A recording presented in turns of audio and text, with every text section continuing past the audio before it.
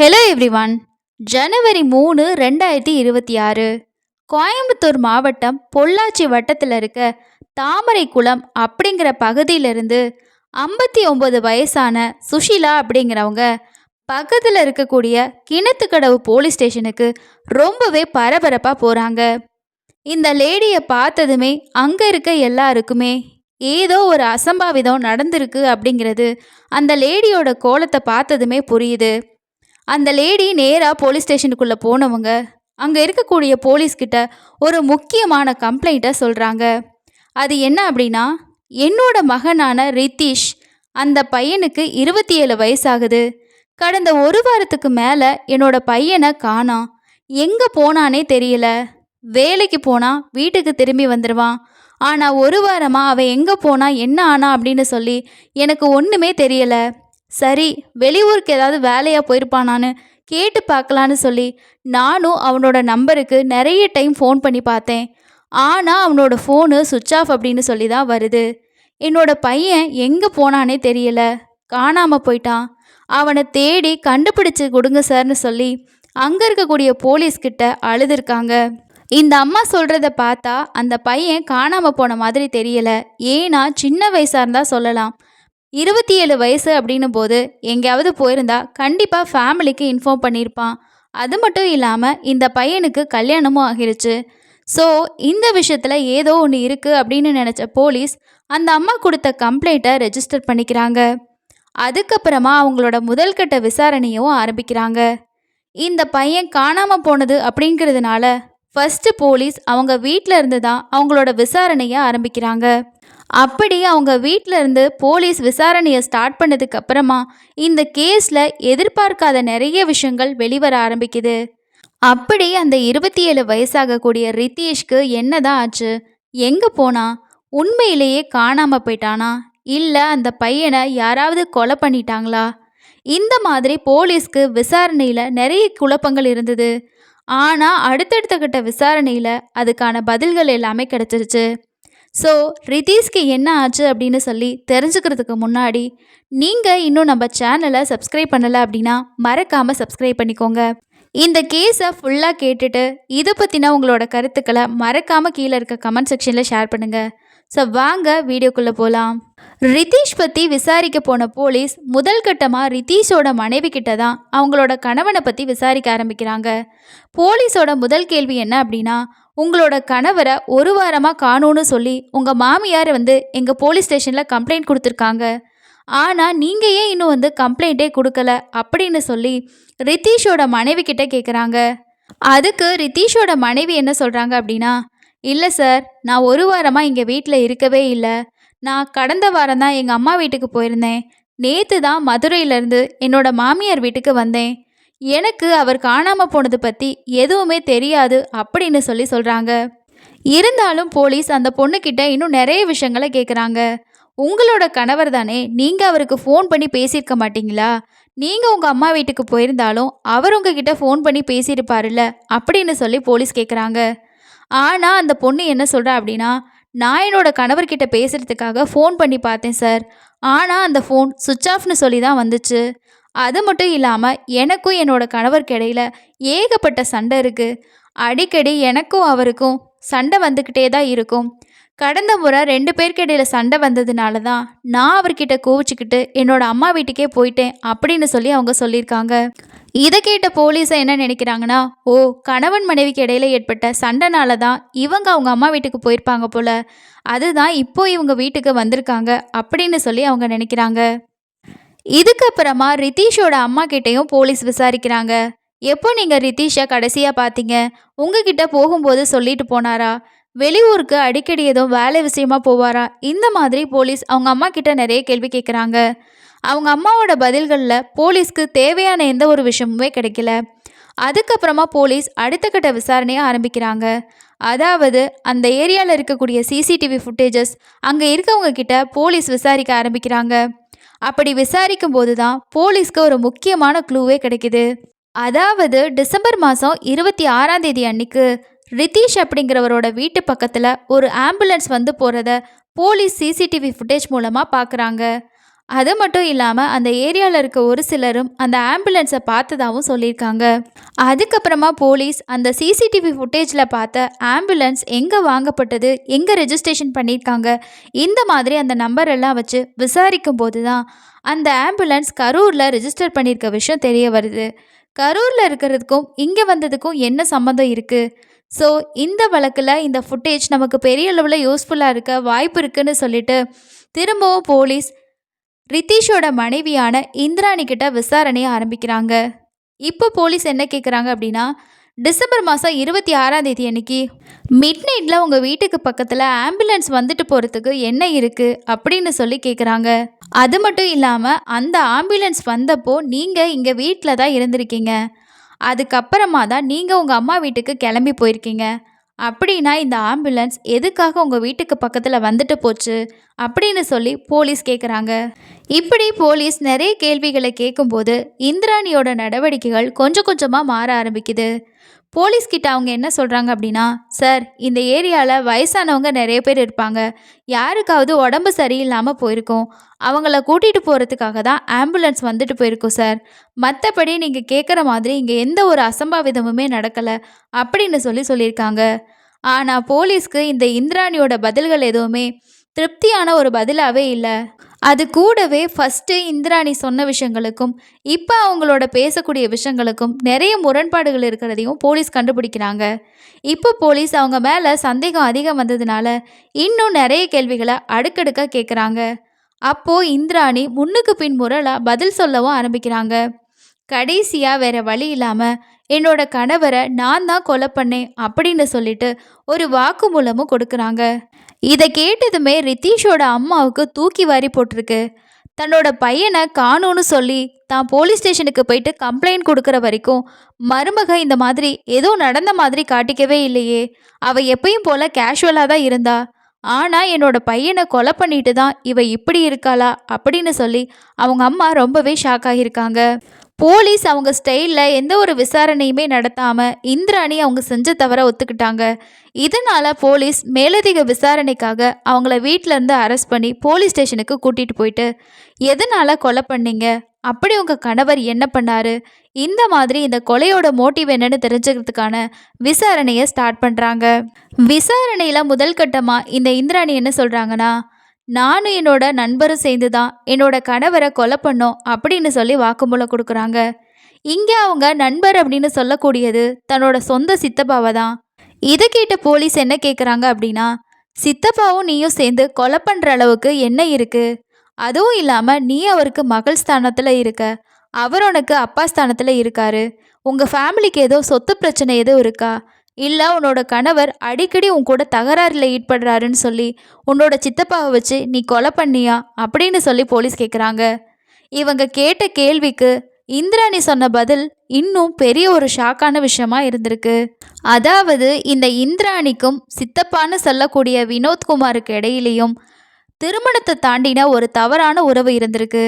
அதுக்கு இந்திராணி என்ன சொல்லியிருக்காங்க அப்படின்னா, அந்த மாதிரி எந்த பிரச்சனையும் இல்லை, ஆனால் எனக்கும் என்னோட சித்தப்பாவுக்கு இடையில ஒரு தவறான ரிலேஷன்ஷிப் இருந்தது, அதனால தான் நாங்கள் என்னோட கணவரை கொலை பண்ணோம் அப்படின்னு சொல்லியிருக்காங்க.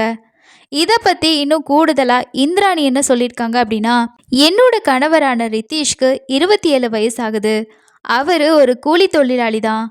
என்னோட பேர் இந்திராணி, என்னோட சொந்த ஊர் மதுரை. நாங்கள் 2 பேரும் 5 வருஷத்துக்கு முன்னாடி தான் காதலிச்சு கல்யாணம் பண்ணிக்கிட்டோம். இப்போ எங்களுக்கு 2 வயசில் ஒரு ஆண் குழந்தை இருக்குது. எங்களோட கல்யாண வாழ்க்கை ரொம்பவே சந்தோஷமாக போய்கிட்டு இருந்தது. அடிக்கடி நான் என்னோட அம்மா வீட்டுக்கு போயிட்டு வரதை வழக்கமாக வச்சுருந்தேன். அப்படி தான் ஒரு டைம் நான் என்னோட அம்மா வீட்டுக்கு போயிருந்தப்போ நான் வீட்டில் ஒரு ரூமில் துணி மாற்றிக்கிட்டு இருந்தேன். அந்த நேரத்தில் என்னோட அம்மாவோட தங்கச்சி ஹஸ்பண்ட், என்னோட சித்தப்பா எதிர்பாராத சமயத்தில் ரூம்குள்ளே வந்துட்டாரு. வரும்போது நான் அந்த கோலத்தில் இருந்ததை அவர் பார்த்துட்டாரு. அதை பார்த்ததுக்கப்புறமா என்னோட சித்தப்பா என்கிட்ட பேசக்கூடிய ஒவ்வொரு விஷயங்களும் மாற ஆரம்பிச்சுது. ஆரம்பத்தில் இதெல்லாம் தப்புன்னு சொல்லி நான் அவர்கிட்ட இருந்து விலகினாலும் என்னோட சித்தப்பா திரும்ப திரும்ப அந்த விஷயங்களை பற்றி என்கிட்ட பேசிக்கிட்டே இருந்தார். அவரோட பேசுகிற விஷயங்கள், அவர் சொல்கிறது எல்லாமே எனக்கு பிடிக்கவும் ஆரம்பிச்சுது. அதுக்கப்புறமா நான் என்னோட சித்தப்பாவை அப்பா ஸ்தானத்தில் பார்க்காம வேறொரு ஸ்தானத்தில் பார்க்க ஆரம்பித்தேன். எங்கள் ரெண்டு பேருக்கு இடையில இந்த பேச்சுக்கள் நெருக்கமாகவும் ஆரம்பிச்சுது. இது நாளடைவில் எங்கள் ரெண்டு பேருக்கு இடையில ஒரு தவறான உறவாக உருவாகவும் ஆரம்பிச்சுது. அது மட்டும் இல்லாமல் என்னோட சித்தப்பாவான வினோத்குமார் எங்கள் வீட்டுக்கு பக்கத்தில் தான் இருக்காரு. அதனால அடிக்கடி என்னோட வீட்டுக்கு வந்து போகிறதுன்னு இருந்துக்கிட்டே இருந்தார். என்னோட கணவர் கூலி தொழிலாளி அப்படிங்கிறதுனால காலையில் ஒரு 8 மணிக்கெல்லாம் வீட்டிலேருந்து கிளம்பி போயிடுவார். வேலைக்கு போனால் சாயந்தர நேரத்தில் ஒரு 7-7:30 மணிக்கு தான் வீட்டுக்கே வருவார். இதுக்கு இடையில என்னோட சித்தப்பா வினோத்குமார் என்னோட வீட்டுக்கு ஒரு நாளைக்கு 2-3 முறை வந்துட்டு போவார். அந்த நேரத்தில் நானும் என்னோட சித்தப்பாவும் ஒரு தவறான உறவில் இருக்க ஆரம்பித்தோம். வீட்டில் என்னோட மாமியாரும் கிடைக்கக்கூடிய வேலையை பார்க்க போயிடுவாங்க. நான் மட்டும் தனியாக தான் இருப்பேன். என்னோட கணவரும் இல்லை, மாமியாரும் இல்லை அப்படிங்கிறதுனால என்னோட சித்தப்பா கூட நாங்கள் 2 பேரும் தனிமையில் உல்லாசமாக இருந்துக்கிட்டு இருந்தோம். இப்படி அடிக்கடி என்னோட சித்தப்பா எங்கள் வீட்டுக்கு வந்துட்டு போகிறத பார்த்த அக்கம் பக்கத்தில் இருக்கிறவங்க இதை பற்றி பேச ஆரம்பித்தாங்க. வீட்டில் கணவரும் இல்லை, அவங்க அம்மாவும் இல்லை, இந்த பொண்ணு மட்டும் இருக்கும்போது சித்தப்பாவாக இருந்தாலும் என்ன, ஒரு ஆம்பளை வந்துட்டு போகிறான்னு சொல்லி எல்லாமே பேச ஆரம்பித்தாங்க. இந்த சந்தேகம் நாளாக நாளாக அதிகமாகிட்டே போச்சு. ஒரு நாளைக்கு 4-5 தடவை வந்துட்டு போகிற அளவுக்கு என்ன இருக்குது? என்னதான் இந்த பொண்ணு அவங்களுக்கு மகள் ஸ்தானத்தில் இருந்தாலும் ஒரு அப்பாவா அடிக்கடி இப்படி வர்றது நல்லா இல்லை அப்படின்னு சொல்லி எல்லாருமே பேசிகிட்டு இருந்திருக்காங்க. ஆனால் இந்த விஷயத்த ஒரு நபர் ரிதீஷ் கிட்ட போயிட்டு சொல்லிடுறாரு. இதை கேட்ட ஆரம்பத்தில் என்னோட மனைவி அப்படியெல்லாம் இருக்க மாட்டா, அவங்க அப்பா ஸ்தானத்தில் இருக்க அவர் அவங்கள பார்க்குறதுக்காக வந்திருக்கலாம், அவர் அவளுக்கு சித்தப்பா முறையாகுது, இந்த மாதிரியெல்லாம் என்னோட மனைவியை தப்பாக சொல்லாதீங்க அப்படின்னு தான் ரிதீஷ் சொல்லியிருக்காரு. இதை கேட்டு சொந்தக்காரங்களும் என்ன சொல்கிறாங்க அப்படின்னா, நாங்கள் நல்லதுக்காக தான் சொல்கிறோம், இதை பார்க்கும்போது எங்களுக்கு ஏதோ சரியாக இருக்க மாதிரி தெரியல, அப்படியே உன்னோட மனைவிக்கு அவங்க சித்தப்பாவாக இருந்தாலும் அடிக்கடி வந்துட்டு போகிற அளவுக்கு என்ன இருக்குது? ஒன்று நீ இருக்கப்போ வீட்டுக்கு வரலாம், இல்லை உங்கள் அம்மா இருக்கப்போ வந்துட்டு போகலாம். ஆனால் நீ வேலைக்கு போயிடுற, உங்கள் அம்மாவும் வேலைக்கு போயிடுறாங்க, உன் பொண்டாட்டி மட்டும் தனியாக வீட்டில் இருக்கப்போ மட்டும் அந்த ஆள் வந்துட்டு போகிறானா, அதுக்கு என்ன அர்த்தம்னு நீயே பார்த்துக்கோ. சொல்கிறத சொல்லிட்டோம், உன்னோட வாழ்க்கை நீ பார்த்துக்கோன்னு சொல்லிட்டு அவங்க வேலையை பார்க்க போயிருக்காங்க. இவங்க சொல்கிறதெல்லாம் கேட்டும் ரிதீஷ்க்கு தன்னோட வைஃபான இந்திராணி மேலே கொஞ்சம் கூட சந்தேகமே வரல. அன்னைக்கு பார்த்தோம் அப்படின்னா ஒரு 5:30 மணிக்கெலாம் அவரோட வேலை முடிஞ்சிடுது. சரி, இன்னைக்காவது சீக்கிரமாக வீட்டுக்கு போகலான்னு சொல்லிட்டு ரிதீஷ் அவரோட வீட்டுக்கு வந்திருக்காரு. ரிதீஷ் வீட்டுக்கு வந்த சமயத்தில் வீட்டுக்குள்ள வினோத்குமாரும் இந்திராணியும் ஹாலில் உட்காந்து பேசிகிட்டு இருந்திருக்காங்க. வேறொரு டாப்பிக்கை இதுக்கு முன்னாடி பேசிகிட்டு இருந்தவங்க ரிதீஷை பார்த்ததுமே சைலண்ட் ஆகி வேறு விஷயங்களை பேச ஆரம்பிச்சிருக்காங்க. அந்த சமயத்தில் கூட ரிதீஷ்க்கு தன்னோட வைஃப் மேலே கொஞ்சம் கூட சந்தேகமே வரல. அவர் வினோத்குமாரை பார்த்து எப்படி இருக்கீங்க, நல்லா இருக்கீங்களா, ஏதாவது சாப்பிட்டீங்களா, இந்த மாதிரி அவர்கிட்ட சகஜமாக பேசிட்டு அவரோட வேலைகளை பார்க்க போயிடுறாரு. ரிதீஷ் குளிக்க போகிற மாதிரி போயிடுறாரு. இவங்க 2 பேரும் என்ன நினைக்கிறாங்க அப்படின்னா, அதுதான் ரிதீஷ் போயிட்டானே, நம்ம பழைய பேச்சையே ஆரம்பிக்கலாம் அப்படின்னு சொல்லி பேச ஆரம்பிக்கிறாங்க. ஆனால் ரிதீஷ் இவங்களை ஃபாலோ பண்ணுற விஷயத்த அவங்களுக்கு தெரியாமல் காட்டிக்கிறாரு. அப்போது வினோத்குமாரும் இந்திராணியும் என்ன பேசிக்கிறாங்கன்னா, ஐயோ இன்னைக்கு சீக்கிரமாக அவன் வீட்டுக்காரன் வீட்டுக்கு வந்துட்டான், நல்ல வேளை நம்ம ஏதாவது தப்பு பண்ணிக்கிட்டு இருந்தோம்னா மாட்டி இருந்திருப்போமே அப்படின்னு சொல்லி 2 பேரும் பேசிக்கிறாங்க. இதை பேசிக்கும்போது ரிதீஷ் அங்கே கேட்டுக்கிட்டு தான் இருந்திருக்காரு. எல்லாருமே சொன்னது உண்மை இல்லை அப்படின்னு சொல்லி நம்ம நினச்சோம், ஆனால் நம்ம காது படவே இப்படி பேசிக்கிறாங்கன்னா கன்ஃபார்மாக இவங்க 2 பேருக்கு இடையில எல்லாருமே சொல்கிற மாதிரியான ஒரு தவறான உறவு இருக்க சான்ஸ் இருக்குது அப்படின்னு சொல்லி நினைக்கிறாரு. கொஞ்ச நேரம் வினோத்குமார் அங்கே பேசிகிட்டு இருந்து அந்த வீட்டிலேருந்து கிளம்பி போயிடுறான். வினோத்குமார் போனதுக்கப்புறமா ரிதீஷ் தன்னோட மனைவியை கூப்பிட்டு என்ன சொல்கிறாருன்னா, இந்த மாதிரி தப்பான விஷயங்கள் எல்லாம் செய்யாத, ஊரில் இருக்கவங்க எல்லாமே உன்னை பற்றி என்ன சொல்கிறாங்கன்னு உனக்கு தெரியுமா, அடிக்கடி உன்னோட சித்தப்பா வீட்டுக்கு வந்துட்டு போகிறத எல்லாருமே தப்பாக தான் பேசுகிறாங்க, அந்த மாதிரி உன்னோட மனசுலேயும் சரி உங்கள் 2 பேருக்கு இடையில ஏதாவது தப்பான விஷயங்கள் இருந்ததுன்னா அதை இப்போவே விட்டுரு. நமக்குன்னு ஒரு குழந்தை இருக்குது, நம்மளோட ஃபேமிலியோட சந்தோஷம் தான் நமக்கு முக்கியம். அப்படி உனக்கு நான் ஏதாவது குறை வச்சுருக்கேன்னு நீ நினச்சின்னா நீ கண்டிப்பாக என்கிட்ட சொல்லலாம். என்னால் முடிஞ்ச வரைக்கும் நான் நல்லபடியாக பார்த்துக்குவேன். நமக்கு நம்ம குடும்பம் தான் முக்கியம். இந்த மாதிரி தப்பான விஷயம்லாம் செய்யாதன்னு சொல்லி தன்னோட மனைவிக்கு அட்வைஸ் தான் பண்ணியிருக்காரு. இதையெல்லாம் அப்போ கேட்டுட்டு இருந்த இந்திராணிக்கு தான் மேலே டவுட் வந்துருச்சு அப்படின்னு சொல்லி யோசிச்சுட்டு, இல்லைங்க அந்த மாதிரியெல்லாம் எதுவும் இல்லை, அக்கம் பக்கத்தில் இருக்கிறவங்க பொறாமைக்கு கூட சொல்லுவாங்க. அதுக்காக நீங்கள் என்ன சந்தேகப்படாதீங்க, நான் அந்த மாதிரி இல்லைன்னு சொல்லி அந்த நேரத்தை மட்டும் தன்னோட கணவரை சமாளிச்சிருக்காங்க. ஆனால் இந்திராணி தன்னோட சித்தப்பா கூட இருக்கக்கூடிய தப்பான உறவை விடணும்னு சொல்லி ஒரு நிமிஷம் கூட யோசிக்கவே இல்லை. இந்திராணியோட சித்தப்பாவான வினோத்குமாருக்கு நல்ல வருமானம் இருந்திருக்கு. பணத்தை வட்டிக்கு கொடுத்து வாங்கக்கூடிய வேலை தான் செஞ்சுட்டு இருந்திருக்காரு. அதில் கிடைக்கக்கூடிய காசில் நல்ல சொகுசாகவே இருந்திருக்காரு. அப்பப்போ இந்திராணிக்கு தேவைப்படுற காசையும் கொடுத்துருக்காரு. இதையெல்லாம் பார்த்த இந்திராணி என்ன யோசிக்கிறாங்கன்னா, காசுக்கு காசும் கிடைக்குது, அதுக்கு அந்த விஷமும் கிடைக்குது, நம்ம ஏன் நம்ம சித்தப்பா கூட இருக்கக்கூடிய இந்த ரிலேஷன்ஷிப்பை முறிச்சுக்கணும் அப்படின்னு சொல்லிட்டு தன்னோட கணவருக்கு தான் மேலே சந்தேகம் வந்ததுக்கு அப்புறமா கூட தன்னோட சித்தப்பாவை அடிக்கடி வீட்டுக்கு கூப்பிட்டு 2 பேரும் உல்லாசமாக இருக்க ஆரம்பிக்கிறாங்க. அது மட்டும் இல்லாமல் 2 பேரும் ஜோடியாக வெளியில் சுற்றவும் ஆரம்பிச்சிருக்காங்க. இப்படி இவங்க 2 பேரும் க்ளோஸாக இருக்க விஷயம் நாளடைவில் இந்திராணியோட சித்திக்கும் தெரிய வருது. அப்போ அந்த லேடி என்ன நினைக்கிறாங்கன்னா, தன்னோட கணவருக்கு இந்திராணி ஒரு பொண்ணு ஸ்தானத்தில் இருக்கக்கூடியவ, என்னோட அக்கா பொண்ணு அவ, இவங்க 2 பேரும் இப்படி ஒரு தப்பான விஷயத்துல இருக்காங்களே அப்படின்னு சொல்லி ரொம்பவே கவலைப்படுறாங்க. இதுக்கப்புறமா இந்த விஷயத்த நம்ம இப்படியே விடக்கூடாதுன்னு சொல்லிட்டு ரித்தீஷ் கிட்ட இதை பற்றி பேசவும் ஆரம்பிக்கிறாங்க. ரித்தீஷும் அவங்க சித்தியும் என்ன முடிவு பண்ணுறாங்க அப்படின்னா, இவங்க 2 பேரையும் ஒன்றா வச்சு இவங்களோட தப்பை சுட்டி காட்டி இவங்கள திருத்தி தான் ஆகணும் அப்படின்னு சொல்லி ஒரு நாள் இவங்க 2 பேரையும் கூப்பிட்டு 2 பேர்த்தையும் பயங்கரமாக திட்டவும் ஆரம்பிக்கிறாங்க. அப்படி 2 ஃபேமிலியில் இருக்கிறவங்களும் சேர்ந்து பேசினதுக்கப்புறமா, நாங்கள் இனிமே இந்த மாதிரி மீட் பண்ண மாட்டோம், இந்த மாதிரி தப்பான விஷயங்கள் செய்ய மாட்டோம் அப்படின்னு சொல்லி தான் 2 பேரும் சொல்லியிருக்காங்க. இந்த இன்சிடெண்ட்க்கு அப்புறமா இந்திராணி வினோத்குமார் கிட்ட பேசுகிறதையே அவாய்ட் பண்ண ஆரம்பிச்சிருக்காங்க. ஆனால் வினோத்குமார் ஒரு 4 நாள் மட்டும்தான் அவங்கள காண்டாக்ட் பண்ணாமல் இருந்திருக்காரு. 4 நாளைக்கு அப்புறமா பழையபடி ஃபோன் பண்ணி, என்னால் உன்னை பார்க்காம இருக்க முடியல, உன் கூட அப்படி இருக்காமல் இருக்க முடியல, என் கூட பேசு அப்படின்ற மாதிரி இந்திராணிக்கிட்ட பேச ஆரம்பிச்சிருக்காரு. இந்திராணியும் அதை கேட்டு பழையபடி அவங்களோட உறவை தொடர ஆரம்பிச்சிருக்காங்க. 2 ஃபேமிலியும் பேசியும் யார் சொல்லியும் இவங்க கேட்குற மாதிரியே இல்லை. இவங்களோட இந்த தப்பான ரிலேஷன்ஷிப் ஒரு தவறானது அப்படின்றத அவங்க புரிஞ்சுக்கிற மாதிரியும் இல்லை. அப்படி தான் ஒரு நாள் 2 பேரும் வீட்டில் திரும்பவும் நம்ம சந்தித்தோம் அப்படின்னா கண்டிப்பாக இந்த விஷயம் உன்னோட புருஷனுக்கு தெரிய வந்துடும், அதனால நம்ம வெளியே எங்கேயாவது மீட் பண்ணலான்னு சொல்லிட்டு ஒரு இடத்த ஃபிக்ஸ் பண்ணுறாங்க. இந்த விஷயம் ரித்தீஷ்க்கு தெரிய வருது. இவங்க 2 பேர்த்தையும் அதே ஸ்பாட்டில் வச்சு பிடிச்சி இவங்களை கண்டிப்பாக ஏதாவது தண்டனை கொடுக்கணும் அப்படின்னு நினச்ச ரித்தீஷ் அவங்க ஃபிக்ஸ் பண்ணியிருக்கக்கூடிய ஸ்பாட்டுக்கு போகிறாரு. அங்கே தன்னோட மனைவி சித்தப்பா கூட தப்பாக இருக்கிறத பார்த்ததும் அவருக்கு பயங்கரமாக கோவம் வருது. அந்த நேரத்தில் கையில் கிடச்ச ஒரு தடியை எடுத்து அவங்க 2 பேரையும் அடிக்க ஆரம்பிக்கிறாரு. இதுக்கப்புறமா அந்த ஸ்பாட்லேருந்து தன்னோட மனைவியை இழுத்துக்கிட்டு ரித்தீஷ் வீட்டுக்கு வந்துடுறாரு. வீட்டுக்கு வந்ததும் 2 பேருக்கு இடையில பயங்கரமான வாக்குவாதமும் ஏற்படுது.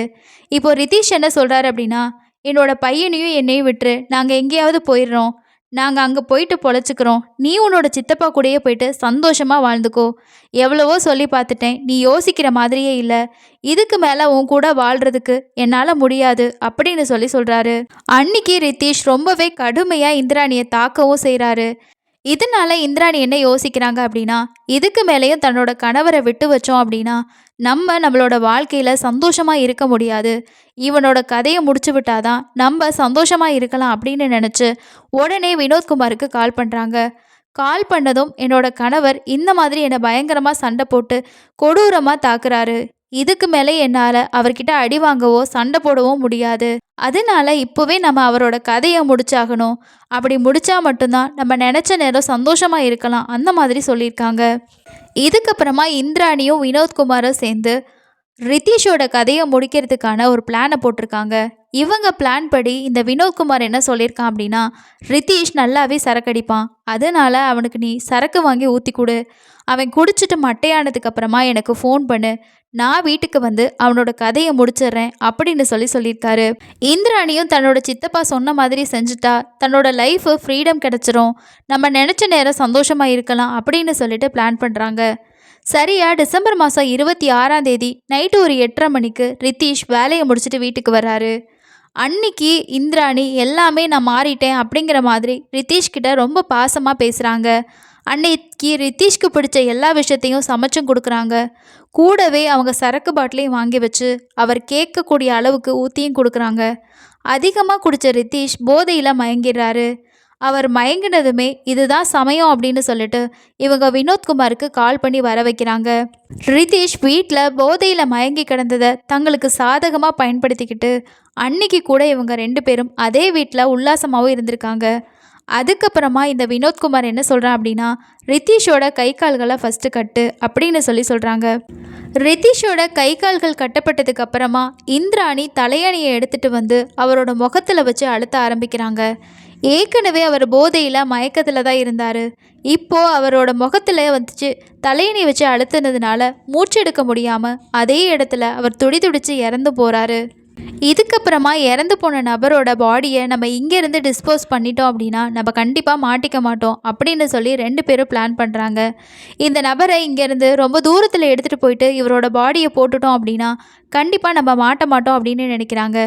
இவங்களோட பிளான் படி தான் அந்த சிசிடிவி ஃபுட்டேஜ் மாட்டுச்சு இல்லையா, அந்த ஆம்புலன்ஸை இவங்க வர வச்சுருக்காங்க.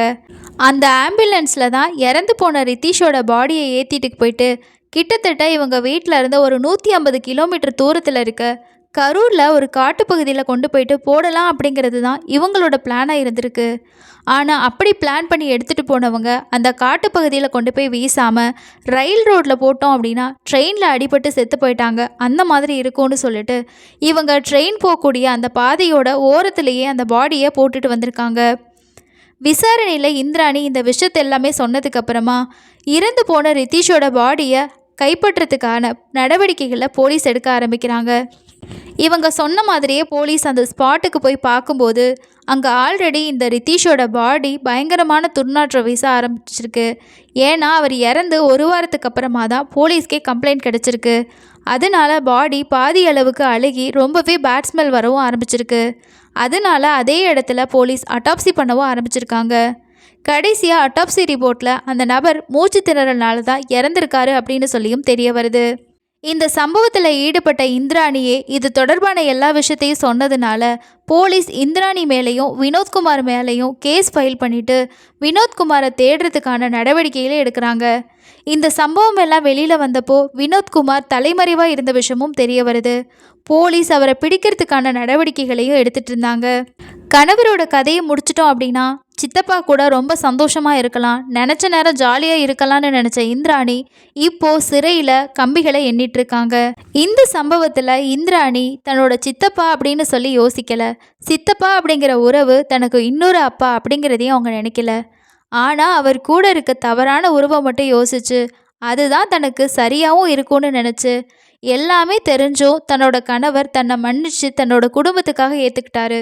அவருக்காக நம்ம திருந்தலாம், இல்லை அவர் சொன்ன மாதிரி நம்ம அவரை விட்டு பிரிஞ்சுட்டு நமக்கு பிடிச்ச மாதிரி வாழலாம் அப்படின்னு யோசிச்சிருந்தா இன்றைக்கி எதையுமே அறியாத ஒருத்தரோட உயிர் அனாவசியமாக போயிருக்காது. அது கூடவே இந்த சின்ன குழந்தையோட ஃப்யூச்சரும் நல்லா இருந்திருக்கும். இந்த கள்ளக்காதல் விஷயங்களில் அவங்க எதை பற்றியும் யோசிக்கிறதில்ல, தன்னோட சந்தோஷம்தான் முக்கியம் அப்படின்னு நினைக்கிறாங்க. ஆனால் தன்னை நம்பி இருக்கக்கூடிய நபர்கள், தன்னை நம்பி இருக்கக்கூடிய குழந்தைங்களோட ஃப்யூச்சரையும் அவங்கள பற்றி ஒரு நிமிஷம் யோசிச்சா இந்த மாதிரி தவறான செயல்கள் செய்கிறத குறைக்கிறதுக்கு வாய்ப்பு இருக்குது. இந்த க்ரைம் பற்றி நீங்கள் என்ன நினைக்கிறீங்க அப்படின்னு சொல்லிட்டு கீழே இருக்க கமெண்ட்ஸில் ஷேர் பண்ணுங்கள். அடுத்து இன்னொரு க்ரைம் சம்பவத்தில் சந்திக்கலாம். நன்றி.